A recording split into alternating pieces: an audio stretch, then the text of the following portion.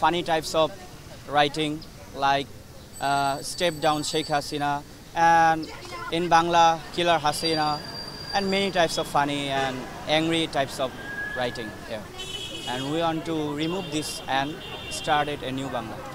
করার মূল কারণটাই হচ্ছে আমরা সাধারণ মানুষকে একটা মেসেজ দিতে চাই যে আমরা দেশটাকে এতদিন একটা স্বৈরাচারের হাত থেকে মুক্ত করেছি, এখন আমাদের সবাইকে একত্রে কাজ করতে হবে।